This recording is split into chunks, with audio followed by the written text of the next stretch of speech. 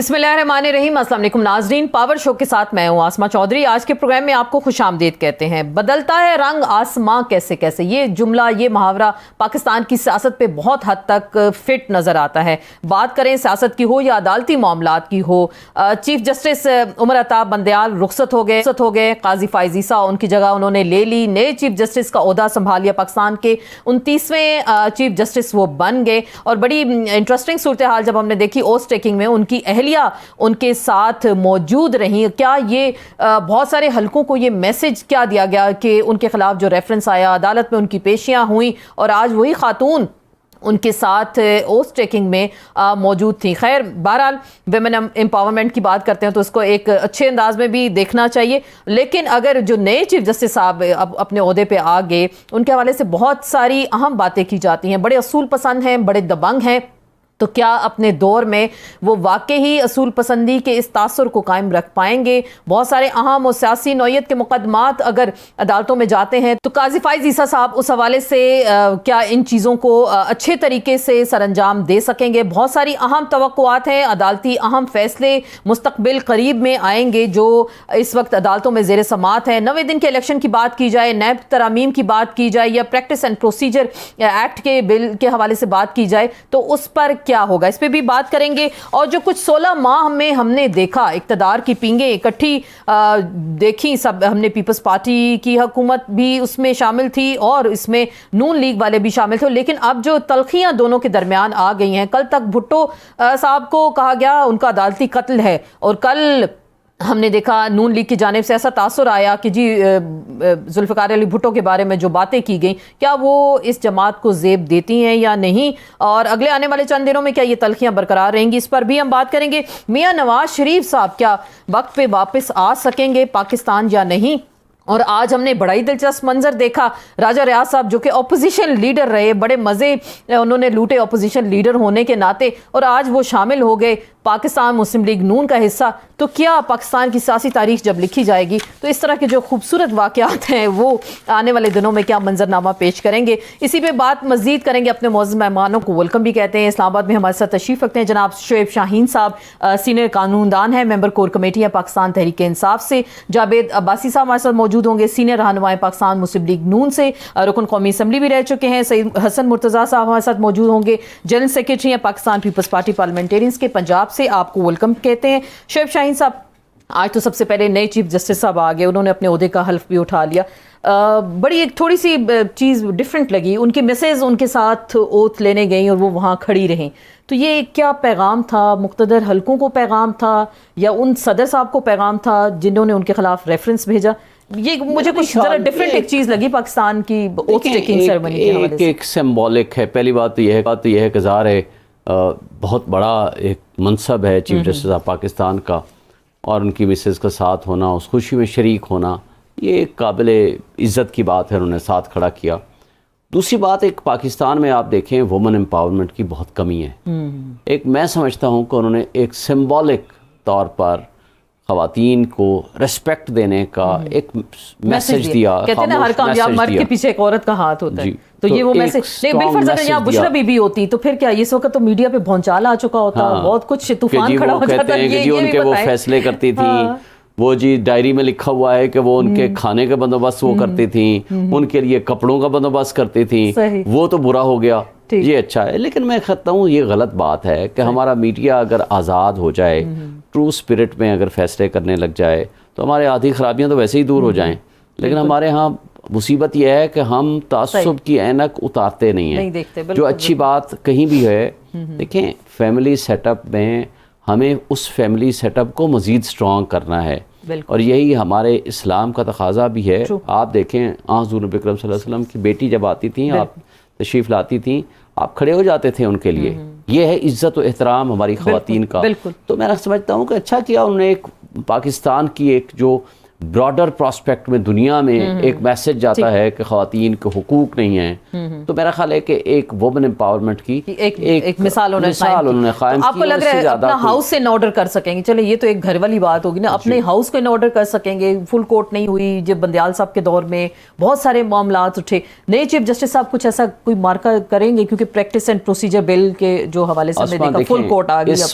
जिस वक्त उन्होंने चार्ज संभाला है बहुत बड़े चैलेंजेस हैं। कोई ये कहे कि ये आसानी के साथ निमट लेंगे, ये बड़ा मुश्किल काम है। सबसे पहली जो बात है वो तकसीम को ख़त्म करना है। सारे जजेस को बिठाएं, कहें आएँ बैठे मेरे साथ, और कानून आइन के मुताबिक हमने फैसले करने हैं। No discrimination, number 1। ये तकसीम के तासुर को ख़त्म करने में कामयाब होंगे तो बहुत सारा हमारे मसाइल हल होंगे, लोगों का ट्रस्ट बढ़ेगा, लोगों का फेथ बढ़ेगा, लोगों का एतमाद बढ़ेगा।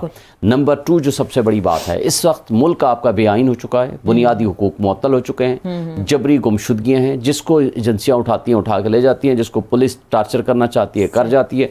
सियासी तौर पर आपने जबर और खौफ की फ़िज़ा पैदा की हुई है, जो प्रेस कॉन्फ्रेंस करता है उसको तो छोड़ दिया जाता है, और वरना आप 10-10 दफ़ा 11-11 मरतबा अदालतों से जमानतें ले लें या बरी हो जाएं, आपको किसी ना किसी मुकदमे में डाल दिया जाना है। जिस तरह शुतर बेमहार की तरह इदारे हुए हैं, तो मेरा ख्याल है कि उसके ऊपर जिम्मेदारी सबसे बड़ी ये है कि सुप्रीम कोर्ट आइन, कानून और बुनियादी हुकूक की बहाली कराए। आपको लग रहा है कि ऐसा होगा इंशाल्लाह? चलें, बिल्कुल। और उसके साथ जो इस वक्त सबसे बड़ा मसला है वो है कि 90 डेज का इलेक्शन और सबके लिए cross the board level playing field देना, और मिलिट्री कोर्ट्स का में ट्रायल सिविलियंस का और जजमेंट्स का इतलाक और अमल दरामद ना होना, ये चीज़ें भी इसी दौर में डिसाइड होनी है। और ये बड़ी भारी जिम्मेदारी है, बड़ी भारी जिम्मेदारी है। और इससे निमटना, अगर ये निमट गए, मैं कहता हूँ 90% भी नहीं गए, 80% भी उन्होंने इनको संभाल लिया, तो मैं समझता हूँ कि वो हीरो के तौर पर याद रखे। आपको लग रहा है ऐसा हो सकेगा? जी हसन मुर्तज़ा साहब, बात हो रही चलें चीफ जस्टिस साहब की,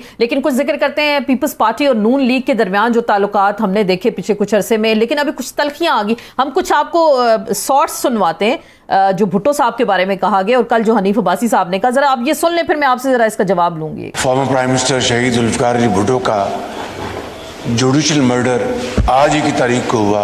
आज भी जिसने भुट्टो का नाम मिटाने की कोशिश की, भुट्टो का नाम आज भी जिंदा है। इस मुल्क में भुट्टो मरहूम का अदालती कत्ल किया गया। यही अदालत के बैक डोर से यूसुफ रजा गिलानी साहब को गैर कानूनी और गैर आईनी तौर पर डिस्क्वालीफाई किया गया।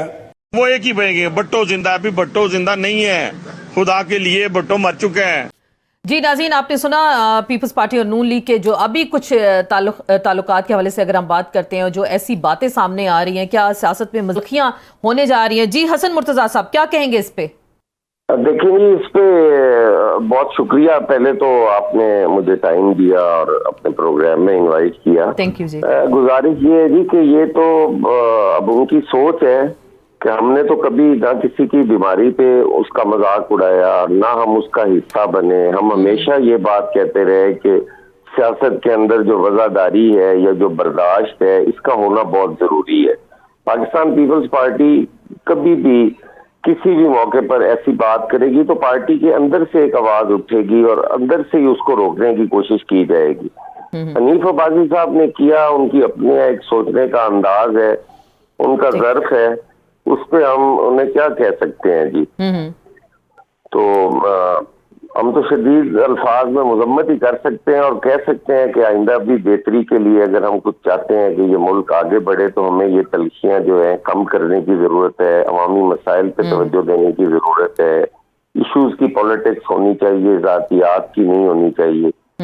सही, बस इतना है कि हो सकता है। लेकिन ऐसा होगा ये क्या इलेक्शन के, जाहिर बात है आप लोग इलेक्शंस में जा रहे हैं और इस तरह की जब बातें करेंगे, जाहिर बात है तभी लोग वोट देंगे। लोग इस दोस्ती यारी पे तो शायद वोट नहीं देंगे। तो क्या बाकी ये गैलरी से प्ले करने की कोशिश हो रही है, ये सियासी नूरा कुश्ती है, किस तरह के बयानात दे के थोड़ा सा माहौल को गरमा दे? नहीं, ऐसी मेरा ख्याल है कोई बात नहीं है जी। ये ना सियासी नूरा कुश्ती है, ना ही लोग ऐसी बातों पे अब वोट देते हैं कि अगर ऐसी बातें की जाए। ये 90 की दहाई में इतना कुछ हो चुका है और लोग देख चुके हैं कि इससे कोई फायदा नहीं। और इन सारी चीजों को देखते हुए मियां साहब ने और बीबी शहीद ने COD साइन किया था कि हम ये चीजें जो है इनको ना दोहराएं, इससे हम आगे नहीं चल सकते। हमें मिलके बैठना होगा। और खान साहब के साथ भी पिछले 4-5 साल से यही गुफ्तगू होती रही कि हमें मिलके बैठना चाहिए, हमें नेशनल इश्यूज पे कंसेंसस की जरूरत है। हम अगर हमारे अगर टॉकिंग टर्म्स भी नहीं होंगे, हम अगर एक दूसरे से बातचीत ही नहीं करेंगे, हम अगर किसी चीज को हल करने की कोशिश ही नहीं करेंगे, तो ये नहीं हो सकता। अपोजिशन का भी उतना ही किरदार होता है जितना तैयारी का होता है, तो मुनासिब नहीं है। अब भी हम इसी बात पे, इससे वोटों का तो मैं नहीं समझता। वोट तो मिल रहे हैं अपनी कारकर्दगी पे, अपनी असूलों पे या अपने मैनिफेस्टो पे। वोट इस चीज पे थोड़ी मिलने हैं कि एक दूसरे को गाली गलौज करके घर चले जाएं और वोट मिल जाएंगे, सवाल ही पैदा नहीं होता। ऐसे जाहिर बात है कारकर्दगी तो आवाम देख रहे हैं। जावेद अब्बासी साहब, आप मुत्तफिक हैं किस बात से? लेकिन ये जो अब हम देख रहे हैं बयानात की जो तलखी आ रही है दोनों जानिब से, और कल इसका आगाज आपकी जमात की जानिब से हुआ, तो क्या ये ठीक था जो प्रेस कॉन्फ्रेंस की गई हनीफ अब्बासी की जानिब से? बिस्मिल्लाहिर्रहमानिर्रहीम, बहुत शुक्रिया। अजमा साहब, आपने पहले दो लीडर्स की भी बात सुनाई है, मेरा ख्याल वो ज्यादा मोतबर बात थी। बात दफा ऐसा सूरत हाल पैदा हो जाता है, हमारी पाकिस्तान पीपल्स पार्टी के दरमियान बड़ा अच्छा वर्किंग रिलेशन था, है, और मुझे यकीन है कि इंशाल्लाह रहना चाहिए। सियासी जमातें जब इलेक्शन में उतरती हैं तो बात सूरत हाल ऐसी होती है कि एक ऐसा माहौल होता है सियासी जलसों का, वहाँ जब जाते हैं लीडर्स, बात दफा वो ऐसी तकरीरें जरूर हो जाती हैं, लेकिन हमने गठे पीढ़ी में हुकूमत की है, गठे रहे हैं, जो अच्छे फैसले किए हैं उसकी भी जिम्मेदारी सारे उठाएंगे, और अगर वो अच्छे फैसले नहीं हो सकते उसकी भी जिम्मेदारी हम उठाते हैं। लेकिन ये बार पाकिस्तान की तारीख में अब हम सबको सबक सीखना चाहिए। बदकिस्मती हुई है कि हम सब ने सबक नहीं सीखा। हमारी और पीपल्स पार्टी की भी शदीद लड़ाई रही है आपस में, हमने एक दूसरे को गिराने में लगे रहे। फिर जब हमारा आपस में तल्लक अच्छे हुए, हमारा और पीटीआई का इमरान खान साहब की हुकूमत आ गई है, उन्होंने भी यही रवैया शुरू किया, इसी तरह का मामला रखा है। उनसे भी रिक्वेस्ट करते रहे कि मेहरबानी करें। फिर जब पीडीएम की हुकूमत आई, ये भी कोई बहुत बड़ा, हम भी फिर कोई बहुत बड़ा कदम ना उठा सके। हम कब तक एक दूसरे को गिराते रहेंगे, कब तक एक दूसरे की इज्जतें खराब करते रहेंगे, सियासी लीडरशिप कब तक एक दूसरे का तमाशा उड़ाती रहेगी, कब तक एक दूसरे की पगड़ियां उछालेगी। हम हो जाना चाहिए कि दोनों बैठकर बड़े इश्यूज पे बात करें। ये सारी दुनिया में अपोजिशन और ट्रेजरी और अपोजिशन बेंचेस होते हैं, वो एक दूसरे को क्रिटिसाइज करते हैं, सख्त बातें भी करते हैं, लेकिन ये इल्जाम लगाने का जो दौर है वो खत्म होना चाहिए। एक दूसरे पे झूठे मुकदमात बनाने का दौर जो है वो खत्म होना चाहिए। एक मुस्बत सियासत को लेकर अगर हम आगे नहीं चलेंगे, आप देखें कि दुनिया के ममालिक में हम कितने पीछे रह गए। हमारे अंदर पाकिस्तान में आज सियासत का क्या हाल है? और कोई कौन है जो इस वक्त पाकिस्तान में अपने बच्चों को कहेगा कि जाएं पाकिस्तान के अंदर सियासत करें? लोग कहते हैं कि अब तो शायद एक ही माहौल है कि असेंबली में अंदर जाएं तो वहां भी लड़ाई। तो सर आप फिर अपनी लीडरशिप को कहें पाकिस्तान वापस आए यहीं से। जब हुकूमत खत्म हुई, शहबाज शरीफ साहब मुल्क से बाहर चले गए, इसहाक डार चले गए, मियां साहब की आमद का तो ऐलान उन्होंने कर दिया, तो लोग ये भी तनकीद करते हैं तो आप लोग हुकूमत करने पाकिस्तान आते हैं, जब हुकूमत नहीं होती तो आप लंदन बैठ जाते हैं। लोगों की तनकीद का जवाब हम खुद देंगे उस वक्त जब हम वोटें लेने जाएंगे, तो किसी की सिफारिश नहीं करवाएंगे इंशाल्लाह। वो आवाम पाकिस्तान की फैसला करेगी। अब चूंकि इलेक्शन का फौरी अनाउंस हो जाना चाहिए, अगर election commission of Pakistan election schedule दे दें, अनाउंस हो जाए, तो सारी सियासी जमातों ने अगर अपनी अपनी कैंपेन करनी है, ये फैसला भारत पाकिस्तान की अवाम ने करना है कि पाकिस्तान में कौन पॉपुलर है, बिल्कुल पाकिस्तान की अवाम किसको वोट देना चाहते हैं, पाकिस्तान की अवाम किसको इक़्तिदार में देखना चाहते हैं। हम सब का काम है और सबसे बड़ी जिम्मेदारी इलेक्शन कमीशन ऑफ पाकिस्तान की है कि इस मुल्क में फ्री एंड फेयर इलेक्शन का इनकाद किया जाए, 90 डेज में किया जाए, बड़ा जल्दी किया जाए। ये तो आप 90 डेज कह रहे हैं, आपकी लीडरशिप कहती है फरवरी से पहले नहीं हो सकते। इसलिए नहीं हो सकते कि जाहिर है एक सेंसस की रिपोर्ट नोटिफाई हुई है, उसके बाद डिलिमिटेशन का एक प्रोसेस शुरू हुआ है। प्रोसेस शायद इतना टाइम लेगा, इलेक्शन कमीशन ऑफ पाकिस्तान ने कहा, लेकिन अगर उस टाइम को कम किया जाए, हो सकता है अगर इलेक्शन कमीशन ये समझे तो पाकिस्तान में इस वक्त फौरी तौर पर बड़ी जरूरत इस बात की है कि हर आदमी पूछ रहा है कि क्या पाकिस्तान में इलेक्शन होंगे, आपसे भी लोग क्या पाकिस्तान में इलेक्शन इस साल होंगे, अगले साल होंगे।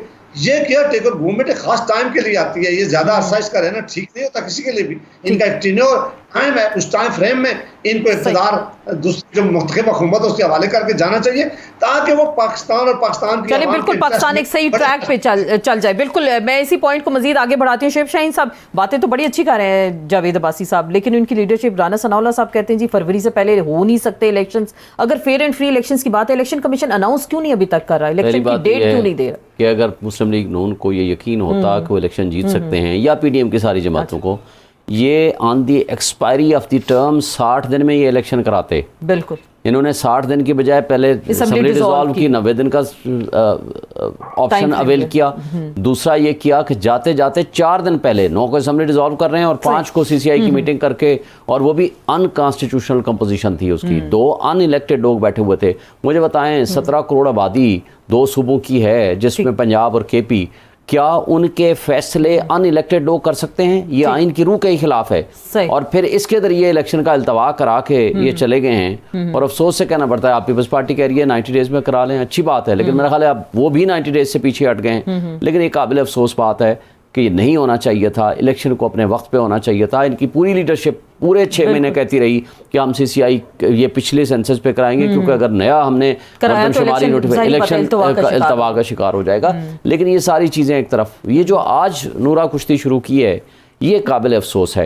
इसलिए कि बात यह है कि आज, पहले तो शहबाज शरीफ साहब कहता था आसिफ अली जरदारी का पेट फाड़ के मैं पैसे निकालूंगा, फिर आपकी दोस्ती हो गई और दोस्ती इतनी आगे चली गई कि मोहब्बत के रिश्ते, तो फिर ऐसा लगता था कि सगे भाइयों से ज्यादा मोहब्बत है। ये अभी महीना नहीं गुजरा कि आप आज लोगों की आंखों में धूल झोंकने के लिए ये बातें कर रहे हैं, और उसके साथ साथ आप ये समझते हैं कि लोग ये भूल जाएंगे, लोग बेवकूफ हैं। इस तरह बातें नहीं चलती। आप सिर्फ अपोजिशन, फ्रेंडली अपोजिशन का माहौल क्रिएट करने के लिए इस तरह की जो बातें कर रहे हैं, बड़ी अच्छी बात की बादशाह साहब ने। लेकिन बात यह है कि इन्हीं के दौर इख्तिदार में 16 महीनों में जो मईशत का बेड़ा गर्क हुआ उसको तो छोड़ दें। अभी जो आपने खान साहब के खिलाफ 180 मुकदमात बनाए, ये किसने किए? और दूसरी बात, जो जबर और खौफ की फिजा पैदा की किसने की? लोगों को मिसिंग पर्सन्स में किसने शामिल किया? 10-10 दफा अदालतों ने जमानतें दी, उसके बाद उठा उठा करके आपने जेलों में बंद नहीं किया। क्या आपका ज़माना जब आप थे, आपका इक़्तिदार था आज से 1 महीना पहले तक, आपने जिन खराबों की बुनियाद रख कर गए हैं, ये केयर टेकर आपके ही मुंतखब हैं, और क्योंकि आपकी एक्सटेंशन है ना, आपकी चॉइस है ना। देखिए सर, वो फवाद हसन फवाद हो गए, आहद चीमा हो गए, तोकीशा हो गए, ये काफी जो लोग बिल्कुल क्लोज ब्यूरोक्रेट्स थे, ये सारे उनके किचन कैबिनेट के एक लिहाज से पर्सन्स हैं। और अच्छा, फिर आप सिलेक्शन किसने की है? प्राइम मिनिस्टर शहबाज शरीफ और उनके नॉमिनी, जो अब राजा रियाज साहब ने पहले कह दिया था कि मुझे कहा गया कि आपको मुस्लिम लीग नून का टिकट मिलेगा। अब तो अनाउंसमेंट हो गई है ना, तो क्या अब आपने की एक्सटेंशन जो है वो आप ही की पॉलिसीज को लेकर आगे चलेगी, और जो वो कर रही है। लेकिन सवाल ये पैदा होता है, अच्छी बात आज भी अगर कोई दोस्त हमारा करे, हम उसको अप्रिशिएट करते हैं। अच्छी बासी साहब तो अच्छी बातें कर रहे हैं कि 90 दिन के अंदर इलेक्शन, लीडरशिप को भी समझा दें। दूसरा सवाल आपने पूछा था, वो गोल कर गए कि भाई आप इक़्तिदार करने तो यहाँ आते हो, और इक़्तिदार के बाद ये अवाम आपके लिए रियाया और गुलाम का दर्जा रखती है कि सिर्फ इक़्तिदार के लिए आप आओगे, उसके अलावा आपके बिजनेस, आपके पार्टनरशिप, आपके बच्चे, आपकी महल, आपके वन फील्ड अपार्टमेंट, सब कुछ आपका बाहर होगा। आप आएंगे, यहाँ आपके लिए रेड कारपेट बिछाया जाएगा, आप हुक्मरानी करेंगे और फिर वापस चले जाएंगे। लेकिन ये जो तर्ज अमल है, मेरा ख्याल है अब नहीं चलेगा। लोग भूख से मर रहे हैं, अनएम्प्लॉयमेंट अपने उरूज पे है, फूड इन्फ्लेशन की ये हाल है, 50% महंगाई, बिल्कुल महंगाई होगी, और कोई खाने को नहीं है लोगों के पास। और 1 महीने के अंदर 50-60 रुपए पेट्रोल बढ़ जाता है, तो ये इसका पुरसाने हाल कौन है? 332 रुपए का पेट्रोल हो गया, इससे बड़ा जुल्म क्या होगा? और ये जब आई थी पीडीएम की जमातें, आप अगर इनके उठा लें, ये इनका नाम था, टाइटल था, महंगाई मुकाओ मार्च, ये स्लोगन लेकर आए थे। 150 रुपए पे कहते हैं हमारे दिल को कुछ होता है कि जी इतने महंगा पेट्रोल, और उसके अलावा जनाब डॉलर क्यों इतना बढ़ गया, 170-178 रुपए में उस वक्त था, आज क्या हालत हो गई है। और इसके साथ साथ आप देखें जो बिजली की तबाही है ना, अभी अगले बिल आएंगे, अभी सर्दियां आ रही हैं, गैस आएगा तो फिर सर गैस को 45% उसका रेट मजीद बढ़ा रहे हैं, और इस पे 16 रुपए यूनिट को प्रैक्टिकली इन्होंने 60 रुपए तक इस वक्त पहुंचा दिया है। और जुल्म यह है कि अब इसका नुकसान क्या है? नुकसान यह है कि जो फैक्ट्री वाला लगाएगा कैसे, जब आपकी जो इस वक्त लोकल इंडस्ट्री, देखें मल्टीनेशनल कंपनियां तो चली गई हैं, लेकिन जो लोकल इंडस्ट्री है आपकी इससे बंद हो जाएगी। 22% इंटरेस्ट पे कौन लेकर करेगा? लेकिन ये एक बहुत बड़ा अलमिया है पाकिस्तान की सियासत के लिए और मईशत के लिए। तो इलेक्शंस करीब, जमातें किस बयानिए के साथ फिर आवाम के दरमियान जाएंगी? आप कुछ बात जो अपनी कंप्लीट कर रहे थे, अगर जो मईशत के हवाले से थी, अभी कुछ कोई परेशानी हाल है इस वक्त आपको लग रहा है? मईशत की तबाही तो इस वक्त इस हालत को पहुंच चुकी है, उसके लिए सबसे पहली सवाल यह है कि सियासी अबतरी ख़त्म करें, जबर खौफ की फ़िज़ा ख़त्म करें, अनसर्टेनिटी को ख़त्म करें, फौरी तौर पर आप इलेक्शन की तरफ जाएं। देखें ना, ये आप पावर्स भी दे के चले गए हैं इस नॉन इलेक्टेड लोगों को कि जी आप अपने मेजर फैसले भी कर सकते हैं, वो उससे ज़्यादा ख़तरनाक है। और इसका वाहिद हल ये है कि आप स्ट्रॉन्ग इंडिपेंडेंट डेमोक्रेटिक गवर्नमेंट को आगे आने दें, जिसको लोग पसंद करें, ऐसा होगा, किसी की भी ऐसा पार्टी होगा। मैं जरा पूछ लूं ताकि बाकियों से वो भी, ऐसा लोग होगा। इन मसाइल का हल प्रॉपरली कर सकें। ये केयर टेकर का काम ही नहीं है। एक तजर्बा आपने 16 महीने का करके देख लिया, अब दूसरे तजर्बे की तरफ आप जा रहे हैं, और इनका इरादा तो बाज़ाहिर लगता है ये आगे तक टिकेंगे। जनवरी फरवरी में बैरिस्टर आमिर हसन साहब ने हमें ज्वाइन किया, सीनियर रहनुमाई पाकिस्तान पीपल्स पार्टी पार्लियामेंटेरियंस के। आपको भी सर वेलकम कहते हैं आज के शो में। जावेद अब्बासी, आपसे बात करने से पहले सर मैं जावेद अब्बासी साहब से इसका जवाब ले लूं। अब्बासी साहब, बहुत ज़्यादा तनकीद होती है आपकी जो 16 महीने की हुकूमत थी उसकी कारकर्दगी के हवाले से, फिर आपकी लीडरशिप मुल्क से बाहर चली गई, और जो एक नया हमने कल देखा, राजा रियाज साहब हैं, अपोजिशन लीडर थे, तहरीक इंसाफ से उनका ताल्लुक था। 16 महीने वो ये कहते ही रहे, नहीं जी नहीं मैं तो अपोजिशन लीडर हूँ। ये कौन सी अपोजिशन थी जो अपोजिशन लीडर भी रहे, हमदर्दियाँ PMLN के साथ रही, और फाइनली आज उनके साथ जाकर मिले? तो ये कौन सी सर सियासत थी? लोग क्या मजाक नहीं उड़ाएंगे इस सियासत का?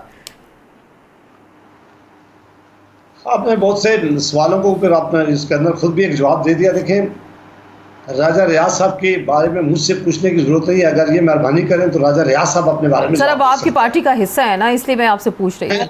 अभी वो अभी कल शामिल हुए हैं, ठीक, और बहुत अच्छा होता कि इमरान खान साहब, उस वक्त उनके पास बड़ी मेजॉरिटी थी इमरान खान साहब के पास नेशनल असेंबली में।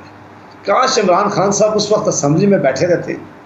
जाहिर है उनके खिलाफ अगर वोट ऑफ नो कॉन्फिडेंस हो गया था और वो बैठे रहते, वो अपोजिशन लीडर होते या उनका कोई नॉमिनी अपोजिशन लीडर होता, तो ज्यादा बड़ा अच्छा रोल प्ले किया जा सकता था अपोजिशन हुकूमत का। ये चूंकि ये वो लोग थे जो उनको छोड़कर आए थे, उन्होंने अपने ग्रुप बना लिया था। ये हमारी टिकट पर उस वक्त जीत के नहीं आए थे, ये PTI के थे लोग, इन्होंने ग्रुप बना के, फिर जाहिर है एक अददी तादाद की बुनियाद पर सारा ग्रुप इनके पीछे खड़ा हो गया था, ये अपोजिशन लीडर बन गए।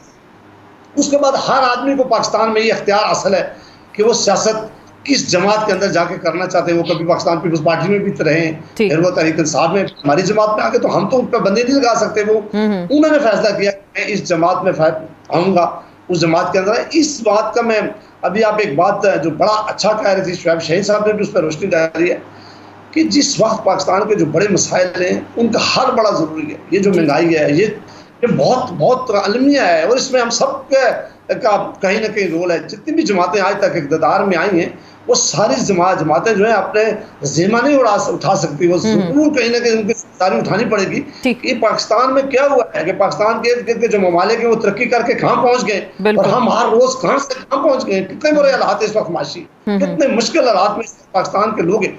इसका हल तब यह है कि पाकिस्तान की सारी लीडरशिप और उसमें दूसरे जो स्टेक होल्डर्स हैं, इन सबको भी बैठना होगा पाकिस्तान की खातिर, पाकिस्तान की इकानमी की खातिर। सबको सर जोड़ना होगा कि हम इस मुल्क को कहाँ लेके जा रहे हैं, अपनी जाती अना के लिए, अपनी जाती लड़ाई के लिए, एक दूसरे को गिराने के लिए। सिर्फ अगर इक़्तिदार में ही रहना है तो फिर अगर इतने जमाने में लेकिन ये जबर और खौफ का माहौल जो बार बार शुएब शाहीन साहब कह रहे हैं, ये कौन खत्म करेगा?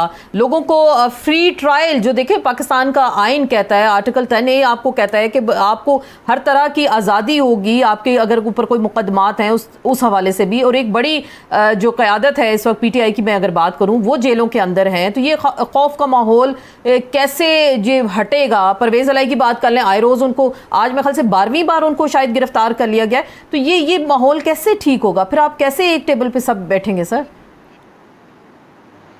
देखिए, एक तो ये है कि आज पाकिस्तान के नए चीफ जस्टिस आए हैं, उन्होंने ओथ ले लिया है। मुझे यकीन है कि उनके आने के बाद वो मेक श्योर करेंगे कि पाकिस्तान के अंदर हर आदमी का जो ट्रायल है वो जो आइन और कानून के मुताबिक, किसी के साथ कोई ज्यादती ना हो। चूंकि सबसे बड़ी अदालत सरबराह है, सारी अदालतें उसके नीचे हैं। ये सबसे बड़ा उनका कारनामा होगा पाकिस्तान की हिस्ट्री में कि अगर ये बात वो नीचे अदालतों में बावर कराने में कामयाब हो गए कि हमारी डिसलाइकिंग और लाइकिंग नहीं होनी चाहिए, हमारा कोई पसंद और नापसंद नहीं होना चाहिए। हमारा कोई हम नहीं चाहते कि किसका केस चाहिए। आइन और कानून के मुताबिक अगर अदालतें फैसला करना शुरू कर देंगी, अदालतें अपना ट्रायल शुरू कर देंगी, अदालतें सजाएं देना शुरू कर देंगी, फिर शायद किसी को भी शिकायत ना हो। बदकिस्मती यहाँ जरूर है हमारी कि हमारे हक में अगर फैसला आए तो हम सारे खुश मानते हैं, हम मिठाइयां बांटते हैं, हम मलाइन करना शुरू कर देते हैं जुडिशरी को।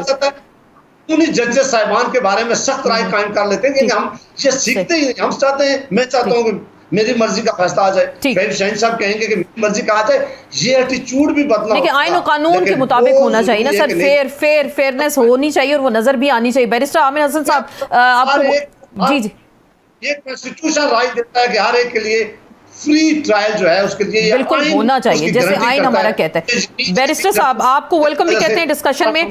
ये जो इस वक्त पाकिस्तानी सियासत की तनाव की कैफियत जो हम बात कर रहे हैं, माहौल ओवरऑल बना हुआ है, 90 दिन का इलेक्शन का मुतालबा जोर पकड़ता चला गया और मुझे लगता है कुछ अरसे बाद ये मुतालबा भी शायद खत्म हो जाए, क्योंकि इलेक्शन कमीशन ने अभी तक किसी डेट की अनाउंसमेंट नहीं की। नए चीफ जस्टिस साहब भी आ गए, वकला कोई पिटिशंस भी इस हवाले से ले गए हैं अदालत के अंदर। आपको लग रहा है कुछ नए चीफ जस्टिस साहब कोई ऐसा फैसला कर पाएंगे 90 दिन के अंदर इलेक्शन हो जाए, इलेक्शन कमीशन को अगर बात की जाती है इस हवाले से?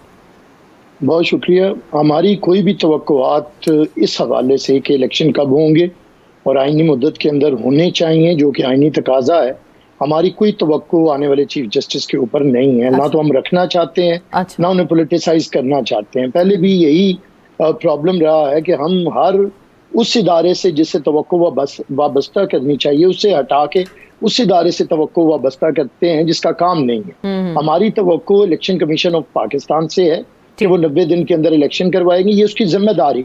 और अगर वो इस जिम्मेदारी को पूरा नहीं करते तो वो आइन से इनहराफ करेंगे जिसके वो जवाब दे होंगे। और उसके लिए हम कोई ऐसा तरीका इस्तेमाल नहीं करेंगे जो कोई PTI ने जुबान इस्तेमाल की या दूसरे लोगों ने की। देखिए, पीपल्स पार्टी की सियासत अब 60 दहाइयों पे मुहित सियासत है। हमने ना तो इदारों के पीछे छुप के सियासत की है और ना इदारों को अपनी तो इदारों के पीछे छुपता कौन है? ये भी जरा बार बार जो हवाला देते हैं जरा खुल के बता दें, कौन छुपता है इदारों के पीछे?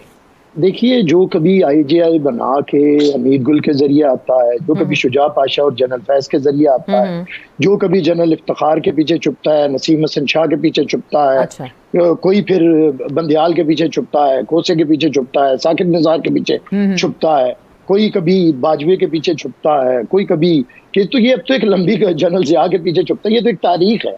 लेकिन बहरहाल मैं सिर्फ इतना कहता हूँ कि अब मैं इसका मकसद नहीं है कि किसी पे तनकीद की जाए, इसका मकसद ये है कि सीखा जाए।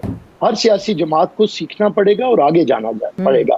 देखिए, ये जो पॉलिटिकल पोलराइजेशन, लेकिन चलिए आप ये भी बता देना, सीखना आप बार बार कह रहे हैं सीखना चाहिए। 16 महीने तो आप इकट्ठे थे, साथ थे। बिलावल अंकल भी कहते थे, उनके प्राइम मिनिस्टर भी थे, शहबाज शरीफ साहब बड़ा उनको वेलकम कहते थे। अब ऐसा क्या हो गया कि दोनों जमातों की तलखियां जो है बढ़ने लगी हैं, बयानबाजी हमें दोबारा से दिखाई देनी शुरू हो गई है? क्या ये वाकई अवाम को बेवकूफ़ बनाया जा रहा है कि जी हम हुकूमत में तो इकट्ठे हैं, वजारतों के तो मजे सब ने इकट्ठे लिए, जब अब इलेक्शन का दौरा हुआ तो सब एक दूसरे के खिलाफ हो गए? देखिए आसमा साहिबा, जो भी तरीक़ाकार है, आपकी मुखालिफत हमारी सियासी मुखालिफत है PMLN के साथ, लेकिन कोई सियासी दुश्मनी नहीं है। ठीक। अच्छा, जब मुखालिफत हो तो वो आप कोई मुश्तरक नुकात के ऊपर इकट्ठे भी हो जाते हैं। जब हम जनरल ज़िया के खिलाफ जदोजहद कर रहे थे, ये जनरल ज़िया के साथ थे, हमारा एक नजरियाती इख्तिलाफ रहा। जब इन्होंने इस चीज़ के खिलाफ मियाँ साहब ने उन्हें समझ आई जनरल मुशर्रफ के बाद, तो हम साथ चले। अब ये जो 16 माह की हुकूमत का मामला है, हम मुश्तरकात के ऊपर इकट्ठे हुए थे चंद मिनिस्ट्रीज लेके, और उसके अंदर हमने कोई धोखा नहीं दिया। हमने तो 2 महीने के बाद काला कोट पहन के अदालत नहीं चले गए, हमने तो कोई लॉन्ग मार्च इनके खिलाफ नहीं निकाला। मतलब ऐसा तो नहीं किया हमने जो इन्होंने हमारे साथ किया था हुकूमत बना। लेकिन बात यह है कि अब ये भी तो नहीं हो सकता कि अगर इनकी जमात में शायद खाकान अब्बासी और मिफ्ता इस्माइल तो जिम्मेदारी नहीं लेना चाहता, मरियम नवाज साहिबा तो जिम्मेदारी शहबाज शरीफ की नहीं लेनी चाहती, लेकिन हम क्यों ले लें इनकी जिम्मेदारी? नहीं, देखें, हम उस चीज की जिम्मेदारी लेंगे जो हमने किया, उसकी तो नहीं लेंगे जो नहीं। अब देखिए ना, ये राजा रियाज वाला जो एपिसोड चला है, लीडर ऑफ द ऑपोजिशन, अभी तो ये तो नविश्ता दीवार था सर। वो तो ऐसी खबरें उस वक्त भी आती रही कि वो जाहिर बात है नून लीग के साथ है, हमदर्दियां उनकी वही है सारी। देखिए, हम स्पेकुलेशंस के ऊपर तो फैसले नहीं करने थे। हमने हो सकता है ये मामला उठाए हों, लेकिन आज ये एक बड़ी चीज एक्सपोज हुई है कि ये जो निगरान सेटअप लेके आया गया है, इसमें अपनी इत्तेहादी जमातों को साइड पे रख के लीडर ऑफ द ऑपोजिशन जो इनका अपना माल था उसे उधर रखा हुआ था, और इन दोनों ने बैठ के कमरे में और कोई फैसला कर लिया। जो भी किया उससे जो निगरान हुकूमत आई है उसकी भी क्रेडिबिलिटी दाव पे लगी है। अच्छा, उसके बाद ये इलेक्शंस जो होंगे, अगर उस पर कल को सवालात उठे, अब इलेक्शन कमीशन ऑफ पाकिस्तान का हमें एहतराम है, लेकिन क्या वजह है कि कल तक इमरान के सारे वजीर नैब के अरकारे थे, वो बताते थे सुबह ये गिरफ्तार होगा, शाम को ये गिरफ्तार होगा। आजकल हमारे नून लीग के दोस्त इलेक्शन कमीशन के अरकारे बने हुए हैं, वो बताते हैं कि उसकी ये मजबूरियां हैं, इलेक्शन आगे होंगे, इलेक्शन आगे होगा और फरवरी में तर्जुमान है ना, नैब के अपने तर्जुमान है इसके इलेक्शन कमीशन के, वो काम करें। मैं समझता हूँ कि जिन लोगों ने पाकिस्तान की खराबी की है, मैं तो एज अ पॉलिटिकल एक्टिविस्ट कहने लगा हूँ, सुन लीजिएगा ये फिक्रा, जिन लोगों ने 3-3, 4-4 दफा हुकूमतें रख के बड़े उहदों पे रह के पाकिस्तान के ये हालात किए हैं, वो 17-32 अब सारे रिटायर हो जाए। अच्छा। पाकिस्तानी अवाम को किसी का बाहर वक्त से आने का और पाकिस्तान से किसी ऐसे का इंतजार नहीं है जो अपने आप को नहीं संभाल सकता और जिसने मुल्क को आज तक नहीं संभाला। अब नई क़यादत को आने दे, कोई भी हो, अच्छी बात है। नई क़यादत तो मुझे बिल्कुल लेकिन अब 17-32 का सिर्फ आखिरी 2 मिसरों पे वो इकबाल ने कहा था ना कि सुल्तानी जमहूर का आता है जमाना, जो नक्शे कोहन तुमको नजर आए मिटा दो। अच्छा, अब नक्शे कोहन के मिटने का वक्त है, नक्शे कोहन के मिटने का वक्त है। बड़ी मानी खेज़ आप बात करके जाते जाते ये शोएब शाहीन साहब, ये जो अभी आप दोनों जमातों की बात इस वक्त सुन रहे हैं, और चले वो तो अब एक दूसरे पे क्रिटिसिज्म भी शुरू हो गया, अब कुछ जो फैसले अब आने हैं और सियासी नोयत के भी केसेस जाएंगे अदालतों के अंदर, आपने कहा बहुत सारी तवक्कुआत भी हैं। प्रैक्टिस एंड प्रोसीजर बिल के हवाले से जो एक्ट था आपने देखा उस पर फुल कोर्ट बन गए, कोई ब्रेक थ्रू की तवक्को है आपको वहाँ से? क्या देखिए, मैं समझता हूँ कि ये अच्छा तासुर शुरू कर रहे हैं कोर्ट चीफ जस्टिस साहब, ताकि फुल कोर्ट के रेफरेंस से ये फ़ायदा होगा कि जो भी फैसला आएगा उसको माना जाएगा, उस पर अमल दरामद होगा, और वैसे भी अब केयर टेकर सेटअप है, उसको कोई ज़्यादा रेजिस्टेंस का मसला भी नहीं बनेगा। तो मेरा ख्याल है कि हमें अच्छी तवक्कुआत रखनी चाहिए और अच्छा आगाज़ किया है, और ये इस अच्छे आगाज़ का फ़ायदा ये होगा कि एक तकसीम का तासुर ख़त्म होगा। जब तकसीम, देखें, डिफरेंस ऑफ ओपिनियन इंटेलेक्चुअल्स के दरमियान होती है और होनी चाहिए, उसका रिजल्ट अच्छा आता है। जो कॉम्पिटेंट होगा, इस लेवल का होगा, वो डिफरेंटली सोचेगा, लेकिन तकसीम नहीं होनी चाहिए, और तकसीम का तासुर उससे ज़्यादा ख़तरनाक है। आप बंद कमरे में बैठ के हज़ार इख्तलाफ करें, लेकिन जब बाहर आकर इख्तलाफ का इजहार होता है तो उसका नुकसान ये होता है कि आम आवाम का ट्रस्ट शेक होता है। इसलिए अगर अदलिया के ऊपर आवाम का ट्रस्ट ख़त्म हो जाए तो फिर अफरा तफरी आती है, फिर इंतशार आता है, क्योंकि वाहिद होप होती है लोगों की अदलिया कि जी हमें कोई प्रॉब्लम होगा, हम अदलिया में चले जाएंगे। अगर वहाँ भी फेयर ट्रायल ना मिले तो वहाँ भी जजेस ये मजबूर हो जाएं कहने पे कि हमारे पास क्या लेने आए हो, जाओ आप प्रेस कॉन्फ्रेंस करो, आपकी जान छूट जाएगी, हम तो आपको रिहा कर देंगे, लेकिन 10-10 दफा के बाद भी आपको रिहाई नहीं मिलेगी। लेकिन मेरे भाई जो बातें कर रहे हैं बहुत अच्छी बात है, सारी सियासी जमातों को सबक सीखना चाहिए। लेकिन एक बात बैरिस्टर साहब से माजरत के साथ मैं ये भी उनको याद दहानी करा दूँ कि जब ये चार्टर ऑफ डेमोक्रेसी साइन हुआ था तो मोहतरमा बेनज़ीर भुट्टो साहिबा ने मुशर्रफ साहब से फिर मुलाकात भी की थी, उसमें एनआरओ भी लिया था। लेकिन ये अलग बात है, बाद में सब्सिक्वेंटली सुप्रीम कोर्ट की जजमेंट ने नलीफाई किया था। तो इसलिए जहाँ नवाज शरीफ साहब काला कोट पहन के चले गए थे सुप्रीम कोर्ट में और काली टाई लगा के इनके खिलाफ, तो लेकिन वहाँ उनका भी कंडक्ट ऐसा था माजी में। लेकिन बात यह है कि हमने आगे बढ़ना है। क्वेश्चन आपने ये किया था कि इस जबर और खौफ की फिजा में एक पार्टी को अगर आपने कॉर्नर करके अगर ऐसे ना दिया और लेवल प्लेइंग फील्ड जिसकी बातें सब करते हैं, तो फिर क्या होगा? ऐसे इलेक्शन की क्रेडिबिलिटी क्या होगी? और अगर इस तरह का इलेक्शन होता है तो वो उससे ज्यादा खतरनाक है जो आज की सिचुएशन है। आज तो फिर भी लोगों को एक उम्मीद आसरा है। आप अपने हमसाया मुल्क में देख लें किस तरह के वो फैसले कर रहे हैं। इसका हल क्या है?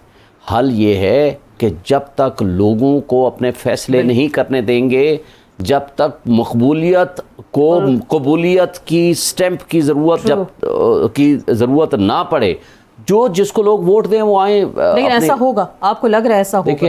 यही शिकायत अब पीपल्स पार्टी कर रही है कि हमें लेवल प्लेइंग फील्ड नहीं मिल रहा। यही शिकायत अब आप कर रहे हैं। एक सियासी जमात कॉन्फिडेंट है। पहली बात तो ये है कि उनके कितने वर्कर्स पकड़े हुए हैं, कितने लोगों को जेलों में डाला हुआ है, कितने लोग मिसिंग पर्सन्स में शामिल हैं। अभी हमारा सदाकत अब्बासी कितने दिन हो गए, दिनों से बिल्कुल वो मिसिंग पर्सन है। हाई कोर्ट वाले कहते हैं हमें नहीं पता, हाई कोर्ट को आकर के रिपोर्ट देते हैं।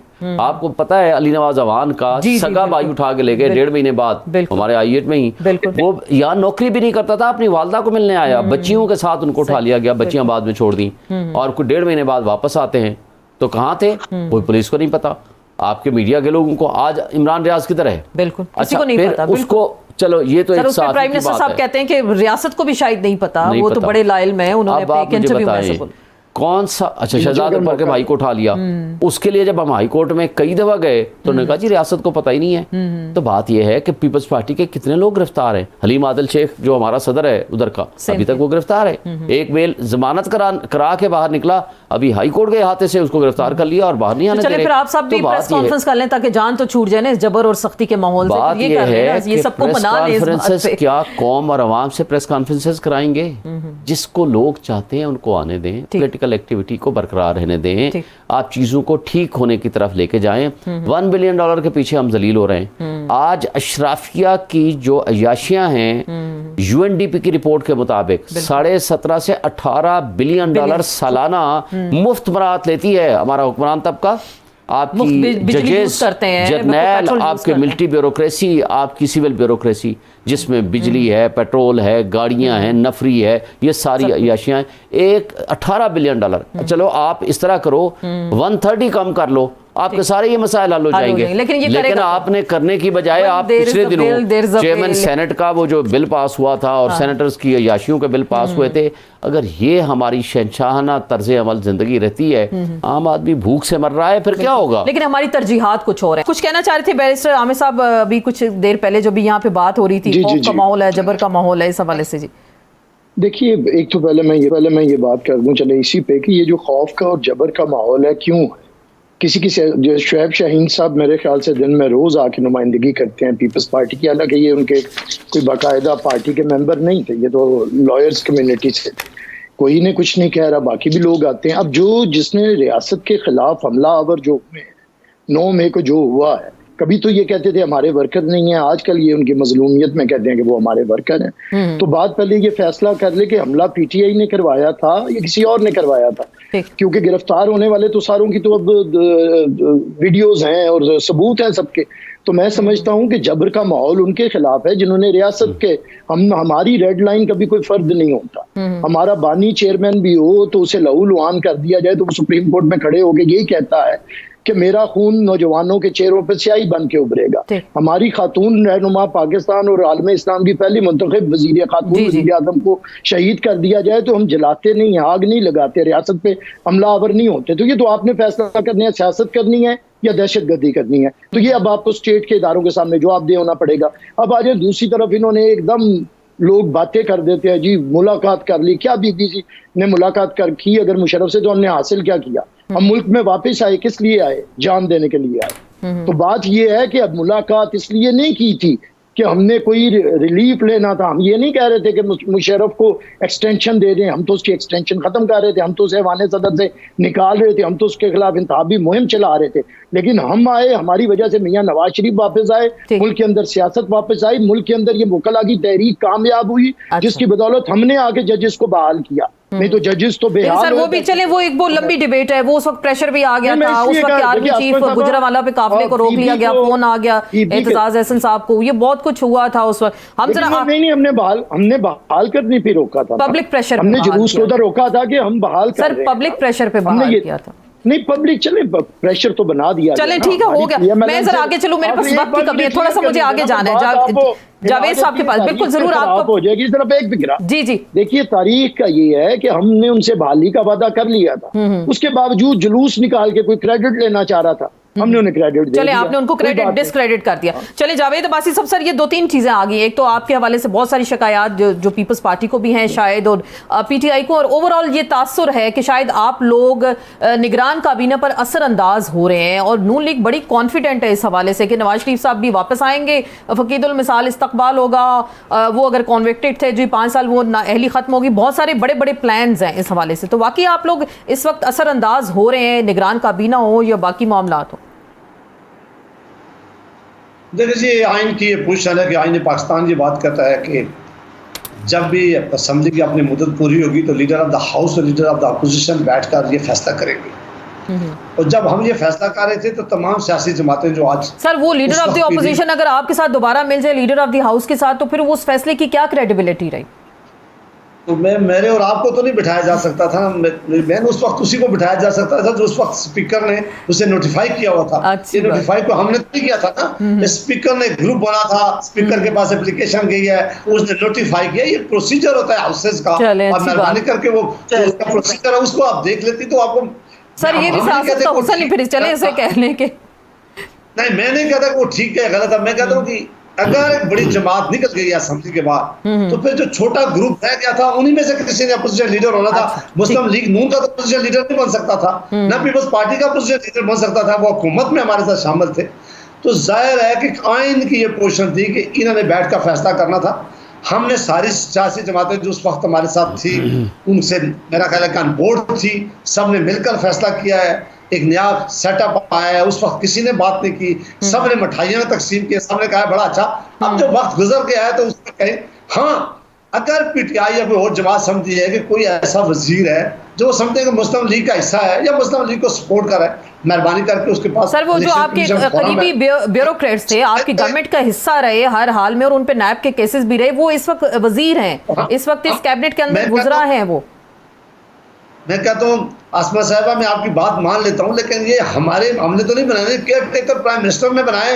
इलेक्शन कमीशन पाकिस्तान इंडिपेंडेंट है, वो उनसे पूछे, केयर टेकर गवर्नमेंट से ये लोग पूछे। ये लोग एप्लीकेशन लेकर सुप्रीम कोर्ट और जाए वहाँ इलेक्शन कमीशन ऑफ पाकिस्तान में, हमने तो किसी का नाम नहीं दिया ना, हमने कहा कि रख लें। वो एक इंडिपेंडेंट हुकूमत है यहाँ पाकिस्तान के अंदर में, जो केयर टेकर हुकूमत है, वो अपने फैसले खुद कर रही है। वो फैसले कोई मुझसे या किसी और से पूछ के तो नहीं कर रही है। हाँ, मैं इस बात का हमायती हूँ कि केयर टेकर हुकूमत ऐसी होनी चाहिए जो बिल्कुल न्यूट्रल हो, वो इलेक्शन फ्री एंड फेयर कराने के इनकाद के लिए हर मुमकिन कोशिश करे।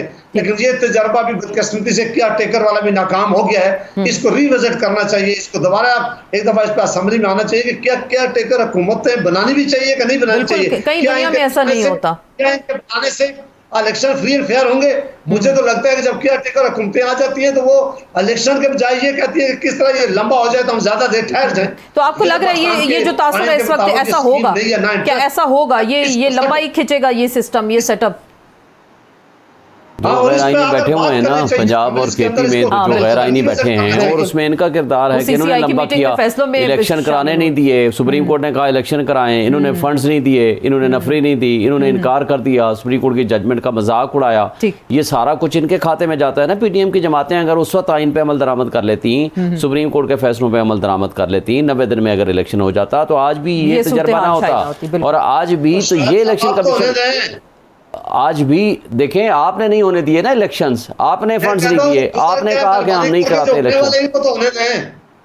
चले आप अगर वो करा लेते तो एक वो जो गैर आईनी जो एक बार थी ना वो आज 9 महीने से बैठे हुए हैं, और इसी तरह ये तसलसल आगे चलेगा। अगर ये फर्ज करें फरवरी में भी इलेक्शन नहीं होते फिर क्या करेंगे? वो ये कहेंगे आपको पूरा नहीं है, वो आपका सेनेट का इलेक्शन नहीं हो जाएंगे, वो रह जाएगा। वो कहेंगे कि जब देखे ना, आप ये कहते थे कि आइन में लिखा हुआ है कि 90 दिन में इलेक्शन कराएं, और अगर फर्ज करो 90 दिन में नहीं होता तो आगे कुछ नहीं लिखा हुआ, लिहाजा जब चाहें कर लें। यही आपके अपोजिशन लीडर ने ये कहा था कि 10 साल भी ना कराएं तो कोई फर्क नहीं पड़ता, ये कोई गैर आईनी काम नहीं है। तो ये जो चीज़ें हैं, हमें अफसोस से कहना पड़ता है कि हमारी सियासी और जमहूरी सोच के रखने वाले लोग भी अगर आइन को कंप्रोमाइज़ करना शुरू कर देते हैं अपने ज़ाती मफादात के लिए, पामाली करते हैं सिर्फ इसलिए कि उनका ज़ाती मफाद उससे जुड़ा हुआ है, क्योंकि उनके बकौल इसमें पीटीआई जीत जाएगी, इसलिए आप इलेक्शन नहीं होने देते। जुमला एक वो कहना चाह रहे हैं, जी।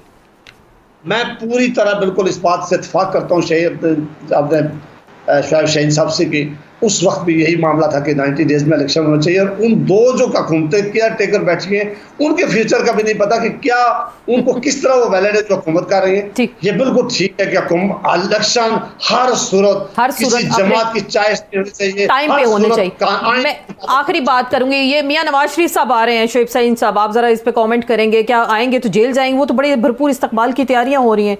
मेरी नज़र में तो अभी नहीं आएंगे। अच्छा, अभी नहीं आएंगे। दूसरी बात, अगर वो आप जाते हैं तो उनको कानून का सामना करना पड़ेगा, क्योंकि वो कन्विक्टेड भी हैं, उनकी जमानत भी खारिज हो चुकी हैं, और वो तो कहते हैं जी क्विटल हो गया उनके नैब के केसेस, वो 50 रुपए स्टाम्प वाली क्या हकीकत रही? देखें, वहाँ से भी जमानतें खारिज हो गई हैं, वहाँ एब्सकॉन्डर हैं। यहाँ जो इस्लामाबाद हाई कोर्ट वाला केस था जिसमें 2 मुकदमे थे, मनफी डिपार्टमेंट वाला और अजीजिया वाला, उसमें भी वो कन्विक्टेड हैं और उसमें उनकी जमानतें भी खारिज हो गई हैं, उसमें वो एब्सकॉन्डर भी डिक्लेयर हो गए हैं। और लॉ ये है कि जब तक वो सरेंडर नहीं करेंगे वो अपनी अपील रेस्टोर नहीं करा सकते, जब अपील रेस्टोर नहीं करा सकते तो अपने जमानत पे भी नहीं जा सकते, इसलिए उनको सबसे पहले सरेंडर करना पड़ेगा। और अगर वो नहीं, तो यहाँ तो इस्तकबाल की तैयारियां हो रही हैं। मेरा नहीं ख्याल, ऐसा आपका ख्याल है कि वो नहीं आएंगे? ये कानून के मुताबिक तो यही है, बाकी यहाँ हमारे मुल्क में कुछ भी हो सकता है, कुछ भी पॉसिबल हो सकता है। बैरिस्टर साहब आखिरी बात करेंगे, आपको लग रहा है मियां नवाज शरीफ पाकिस्तान आएंगे? देखिए आना चाहिए, मेरे ख्याल से जब हुकूमत तब आ जाते, लेकिन हमें तो मुशावरत का हक नहीं है, ये खुद उनकी पार्टी का फैसला है। लेकिन मैं समझता हूँ कि ये तासुर फिर सियासतदानों का अच्छा नहीं जाता है कि जब मुश्किल वक्त हो तो आप मुल्क को छोड़ जाएं और कहें कि हमारी जिस्मानी ताकत नहीं है कि हम रह सकें, मुश्किल बर्दाश्त कर सकें। लेकिन वही मैं कह रहा हूँ ना, और लेकिन जब चौथी दफा वजीर आजम बने, इसीलिए मैं कह रहा हूँ कि मेरे ख्याल से अब क़यादत बदलने का वक्त है सारी सियासी जमातों में, मेरी जमात समेत। जो लोग मैं समझता हूँ चले 70 नहीं तो 72 साल में पहुंच चुके हैं ना, उन्हें अब रिटायर हो जाना चाहिए। चले, आप कह रहे हैं वो रिटायरमेंट ले लें और नई क़यादत आए, में रिटायर हों। और मेरे ख्याल में उनके अब आने ना आने से, अगर मियाँ साहब के पास अच्छे और सुनहरी कोई मशवरे थे तो मियाँ शहबाज शरीफ को दे देते, मुल्क 16-18 महीने बेहतर। चले, वो आप कह रहे हैं रिटायर हो जाए, कैसे यकीन करेंगे? बहुत बहुत शुक्रिया आमिर साहब, आमिर हसन साहब, आपको बहुत शुक्रिया। जावेद शोएब शाहीन साहब, तमाम मेहमानों का शुक्रिया। इसके साथ ही आपसे इजाजत चाहते हैं, अगले हफ्ते फिर मुलाकात होगी। अल्लाह हाफिज।